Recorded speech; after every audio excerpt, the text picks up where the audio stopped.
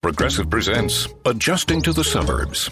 I never really thought about tools until I bought a house in the suburbs. It's like this weird homeowner test if I need a tool for a project and don't have it. And my neighbor Ted loves to give me that look when I ask to borrow a pole saw.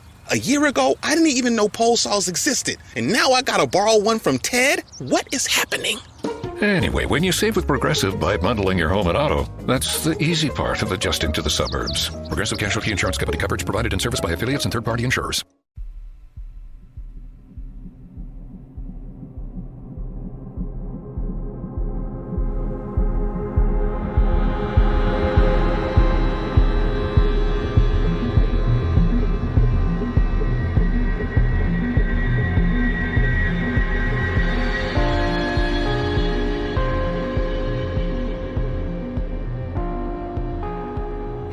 Welcome to mini episode 148 of Real Life Ghost Stories, and I have 5 spooky stories for you today, and the last story comes from the 11th of October 2021, and story number 1 comes from Christina.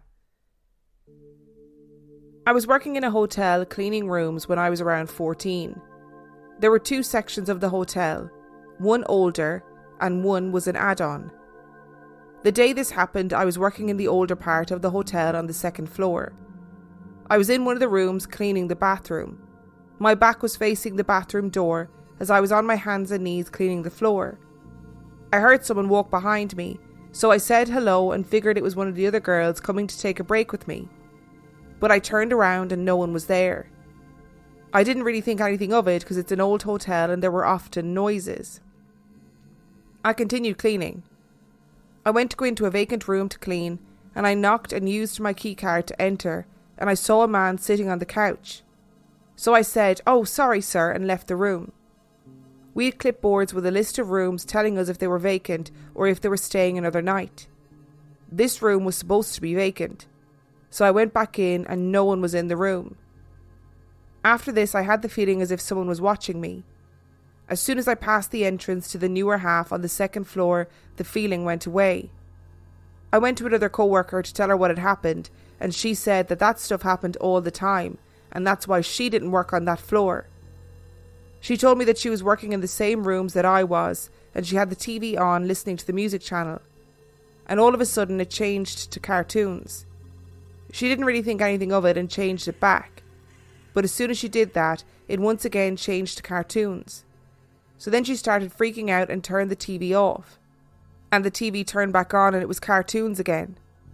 Ever since the day that this happened to me, I couldn't work on that floor by myself. There was a hearing impaired lady that worked there while I was, and she would always ask me about the little girl hanging out in the hotel all the time. I had no idea what she was talking about because I'd never seen a little girl. We all thought she was the one that was hanging out on the floor since that would explain the cartoons. The ghost would never really hurt you. We learned that if you said loudly, "I can't play today, please come back tomorrow," the feeling of someone following you would go away. I was working on the newer side of the hotel, and I always heard keys shaking as if someone was walking down the hallway. I would check and no one would be there. Right around the same time every day the keys would shake and the vending machine would sound as if it was dispensing snacks, and it never was. A lady told me there used to be a lady that worked there and she would use the vending machine every day at the same time, and she passed away around 6 years before. I wasn't really scared of this as it never gave me a weird feeling. My mom had worked at the hotel for around 20 years and she was working the night shift one night and some kids came to the front desk and asked if she could take the batteries out of this toy because they couldn't get it to turn off. So she did, and the kids went to walk away and it continued to talk. I don't even know how to explain this. I definitely think there's a reason why we hear so many stories about haunted hotels, aside from the fact that they're just old buildings. Hotels are very strange places sometimes. Unfortunately, a lot of people take their own lives in hotels. They're also places of great emotional turmoil where people go and they run away or they have illicit affairs there. So a lot of stuff happens in hotels that you kind of don't really think about when you're just casually staying for a night or two. So it makes sense that they would be haunted. I've had friends over the years that have worked in hotels and have worked cleaning hotels and being porters in hotels, and let me tell you, The stories they had to tell about stuff that was left behind in hotel rooms or things that they came across in hotel rooms, they are not for the faint-hearted. And story number 2 comes from Rosalie. This is an ongoing story. I've lived in the same house on and off for 10 years. Originally, my mother bought the house when I was 2 when we moved from London. She was newly single and wanted a safe place for us to live. It's a small Victorian terrace by a park. As a child, I have a distinct memory of paranormal activity in the house. The feeling of never being alone. One time, one of my childhood toys started playing music all by itself continuously when I was being bad.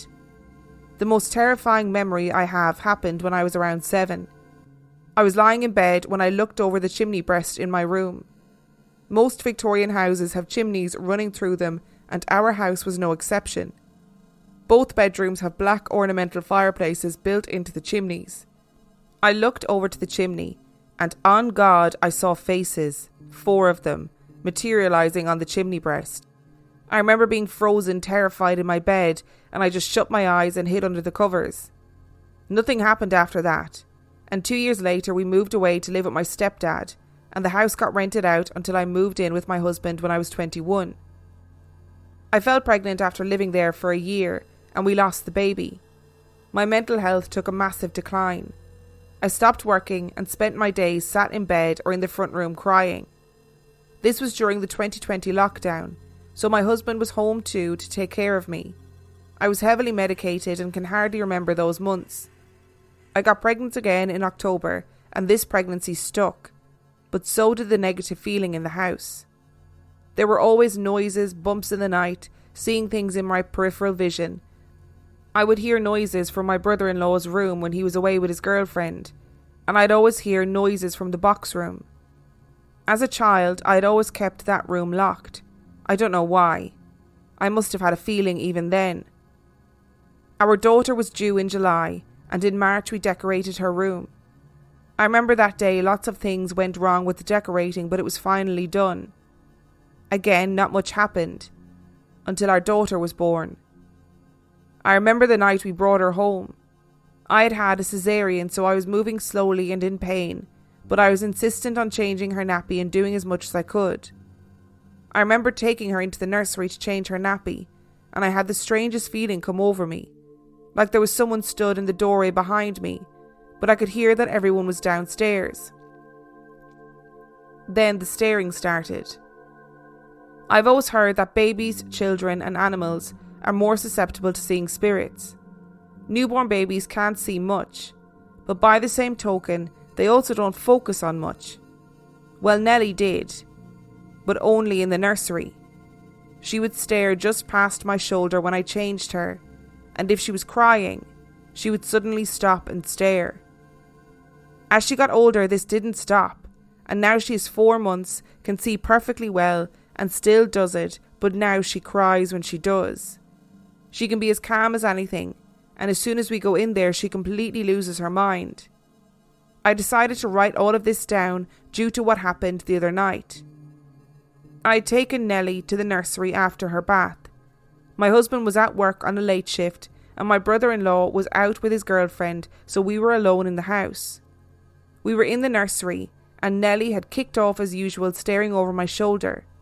Normally this bothered me, but I could deal with it. But this night, something was different. Nellie was apoplectic, bright red, tears streaming down her cheeks. She's a very calm kid most of the time, and I suddenly started to panic.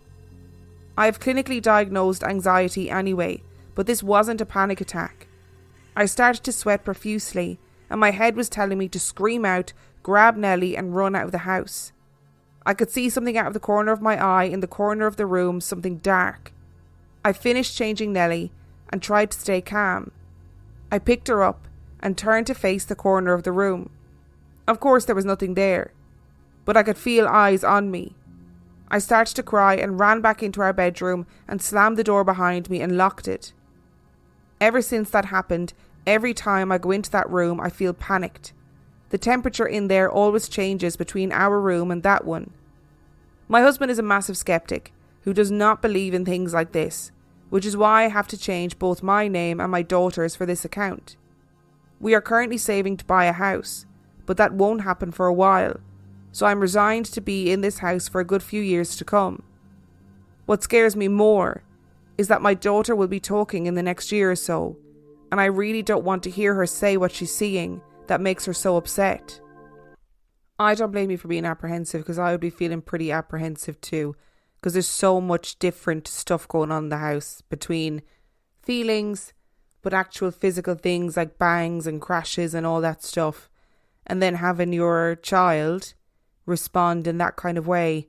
And they do say, like, some, you know, I've read stories and we've dealt with stories before that say that a new baby coming into the house can cause energy to become more pronounced. So I hope that when the time comes where she starts talking, that it's all, you know, lovely stuff, and definitely not talking about her imaginary friend or anything along those lines. Again, I did not make that situation any better. And story number 3 comes from Bushra. This is kind of related to my story, which was read out on the number 78 mini episode. For context, my paranormal experience in that story had taken place in my paternal aunt's house. And in this story, she'd come to visit my family. She had been experiencing poltergeist-like activities at home, so she had come intending to visit a Muslim priest who looked into the paranormal and lived in a small village near our city. I found out from her that her costly necklace, which she adored, had disappeared from inside a locked cupboard. She and her daughter-in-law were quite sure that they had kept the necklace safely inside the locker, and there had been no sign of any theft. She was sure it was a poltergeist or a jinn's doing, because she often lost and found jewellery inside the house. Here are a few things that she told me happened at the priest's place. There was a method to discover if her house was actually inhabited by jinns. Essentially, the priest measured the length of the bottom hem of her kurta, which is Indian ethnic wear, and marked it on a table with a piece of chalk. I recall her telling me that he then chanted some verses from the Quran and measured the hem again. The hem had suddenly become longer when it was measured against the originally marked length on the table. This may seem absurd, but there were 3 witnesses to this, and I'm pretty sure the priest had better things to do than just play stupid tricks on people, because he did not do this for money. Long story short, my auntie started reciting certain verses from the Quran daily at home as advised by the priest, and within a few days, she found her necklace in the same locker. Another reason for her visit was because her son and daughter-in-law had been trying for many years but had been unsuccessful in having a baby, considering both were reproductively fit. I asked her why she thought that could be possibly related to something paranormal, and then she told me the incident of another couple. This couple had the same problem, so they went to Mr. G, a local paranormal expert, psychic, or whatever you want to call him. Auntie knew Mr. G, who himself had told her about this episode. When the couple went to his place, he took the woman to another room after sensing something weird, and told her to perform some rituals to have a baby. The woman was confused and asked Mr. G the reason behind these practices and her unsuccessful pregnancies. Mr. G hesitantly told her that he knew her story. He said to her that before getting married, she had a baby with a previous lover, but she drowned the baby in a secluded lake because of the taboo around this issue in the culture. It was actually her dead infant who was not letting her get pregnant with another baby. And guess what? She was able to have a baby later. I love hearing stories from other cultures and customs, especially when it comes to holy people who are helping people with their paranormal activity or paranormal experiences. I think it's so fascinating, all these different ways and means of trying to understand what's happening in somebody's house and trying to rid them of it. I would love to know what the logic was behind putting the hem on the table, because there will definitely have been a reason for it. Like, we're doing this because it shows this, and I'd love to know what the thought process is behind it, and what it shows that it's longer after saying a few prayers from the Quran. And I can't pretend to know anything about the complexities of conceiving, not conceiving, what that would do to somebody's psyche if you're trying to get pregnant and it's just not happening. However, I wonder if the placebo of feeling absolved from that act that she had done previously made it easier for her to conceive. But like I said, I ain't no gynecologist, and I'm also not a paranormal expert. So what do I know? Today's episode is brought to you by HelloFresh. One woman. I mean, what could possibly go wrong? And her quest to find America's #1 meal kit. You just don't get it, do you? With the cost of groceries going up and up, now is the perfect time to get started with HelloFresh. HelloFresh is cheaper than grocery shopping, and it's 25% less expensive than takeout. And defeating an enemy that makes her face who she really is. We're not so different, you and I. And you just need to embrace it. HelloFresh knows you're busy. That's why they take care of the meal planning and the prepping, freeing up extra time in your schedule. With pre-proportioned ingredients, foolproof recipes, and convenient doorstep delivery, HelloFresh makes it easy to get dinner on the table. Okay, I know this is a movie trailer, but like, why would that be a part of your evil monologue? It doesn't make any sense. Hi, that's me. I bet you're wondering how I got here. Well, here's the thing. I've been using HelloFresh for ages and wanted to make the ads worthwhile, you know. But yeah, this is my personal endorsement. It's pretty good. I've been using it for 89 boxes. That's a pretty long time. So, yep. Coming soon to a doorstep near you. Guys, I think you need to come and look at this. It says, go to hellofresh.com/reallifeghoststories60 and use code reallifeghoststories60 for 60% off plus free shipping. What was that? hellofresh.com/reallifeghoststories60 and use code reallifeghoststories60 for 60% off plus free shipping. And story number 4 comes from Scarlett. At the time of recording this story, I'm 31 years old. I have a firm belief system about life after death and ghosts and spirits that is of great importance to me. Many spooky and supernatural things have happened to me, and I'd like to share my first ever encounter with the supernatural with you all. In 2013, when I was 22 years old, I was volunteering in an AIDS orphanage in the Cambodian countryside. The land on which the orphanage was built belongs to a pagoda and was previously a hospice for AIDS victims in the 1990s and 2000s, before it was converted into an orphanage for the remaining surviving children.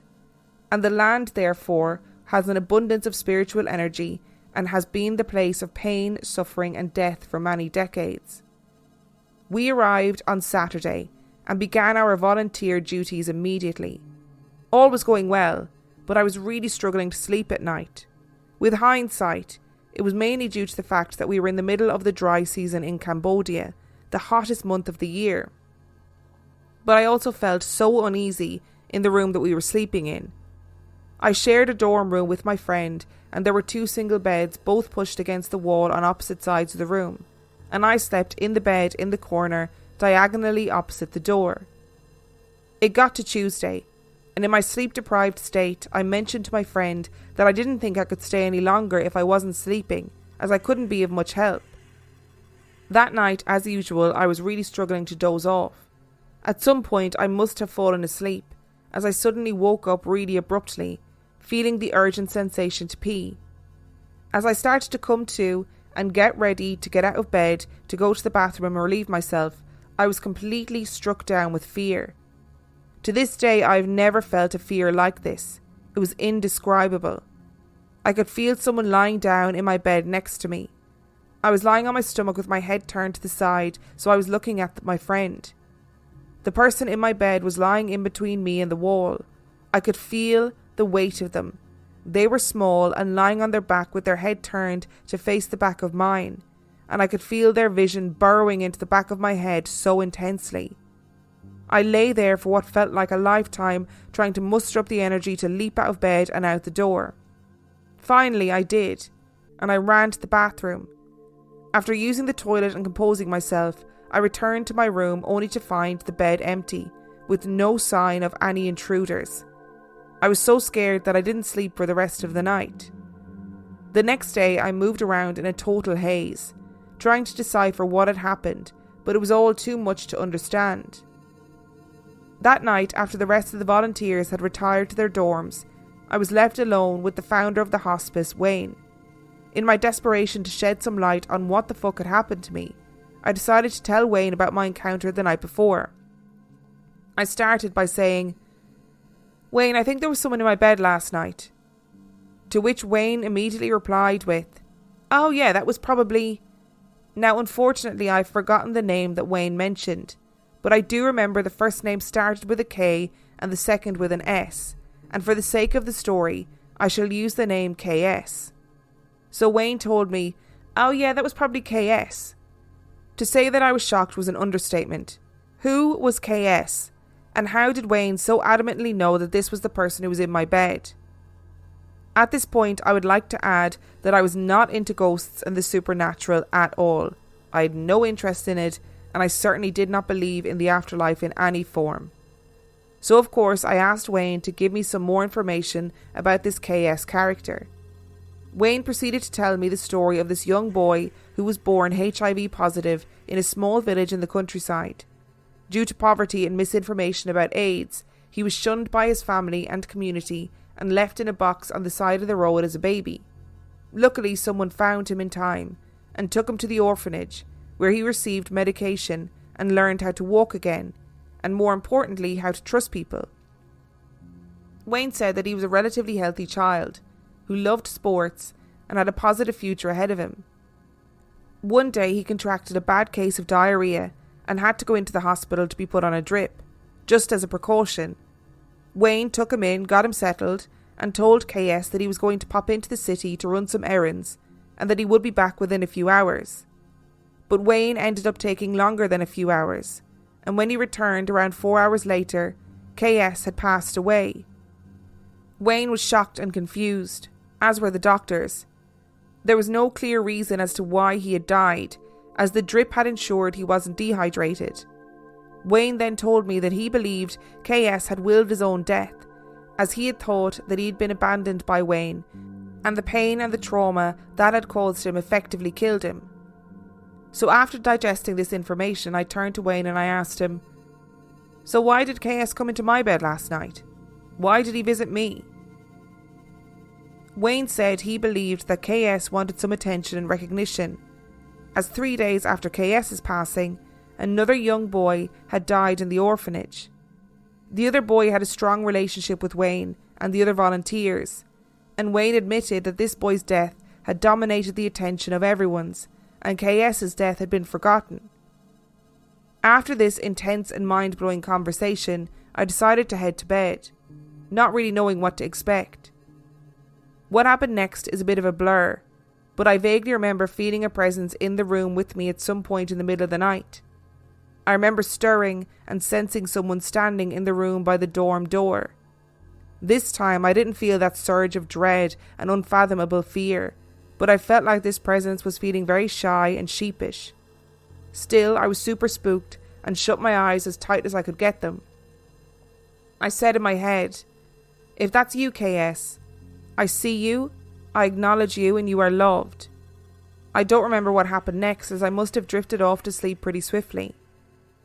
After that occurrence on the Wednesday night, I slept so soundly in that room, I was never visited by the ghost of KS again. Oh, that one got me right in the feelings, that poor child. And you know what, there was so much misinformation and misunderstanding and rumours about HIV and AIDS that kind of thing happened all the time, where people were so frightened of people who had HIV and AIDS.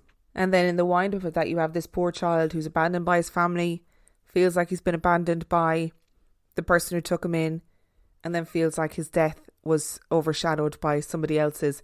That's hard. That's hard. And you know what? If I was that kid, I'd probably be coming back and haunting people too. And story number 5 comes from Tammy. When I saw the nearly 7-foot tall person outside my bedroom window, not once but twice within a week, but my dad did not see anything outside when he went to look, I knew that something was wrong.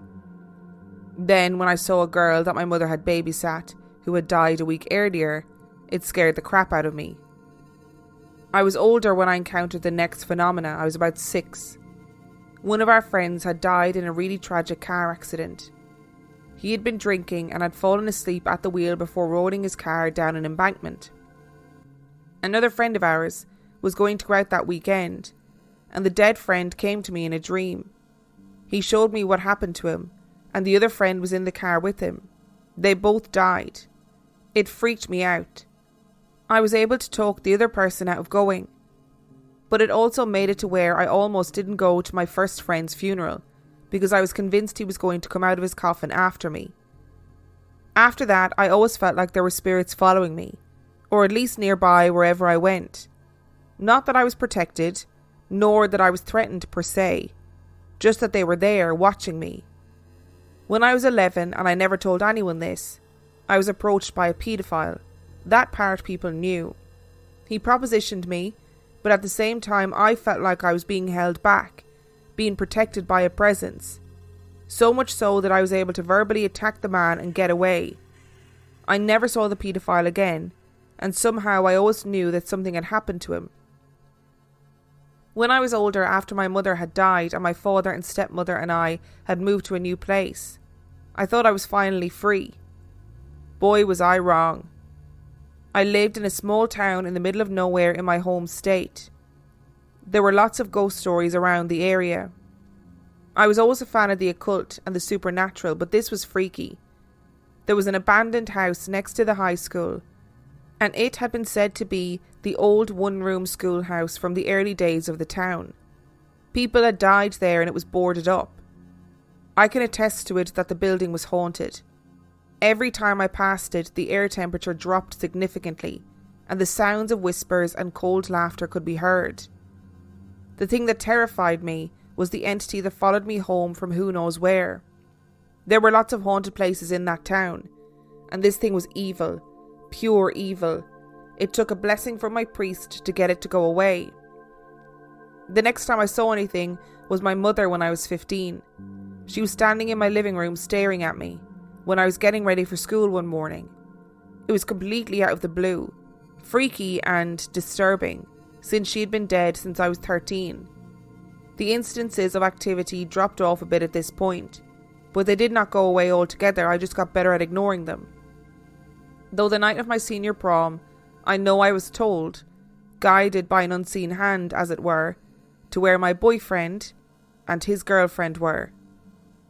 I guess most people call it intuition or awareness, but I've always known when there were malevolent or neutral entities present. Most people dream their experiences. I've never dreamt my experiences, except that once, and I've always been in touch with the supernatural in the waking world.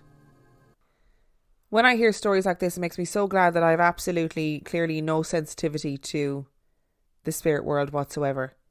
And although I know those spirits have really helped you out in different ways, like protecting you from somebody with incredibly bad intentions and showing you dreams and visions of things that might happen, there's also the negative part of it too, with the evil entities following you around and having to get a blessing from a priest to get rid of it and stuff. Nah, it's not for me, and I'm glad you've gotten better at ignoring it so you can kind of live a normal life, as it were. Thank you so much for listening to today's episode. Thank you to Christina, Rosalie, Bushra, Scarlett and Tammy for sending in your stories. Remember, the last story came from the 11th of October 2021. And if you would like to learn anything about Real Life Ghost Stories, you can do so by checking out reallifeghoststoriespodcast.com. You can also sign up to Patreon if you want to get access to heaps of extra content. That is patreon.com/Real Life Ghost Stories. The link is in the description of this episode. And on that note, I shall see you next time.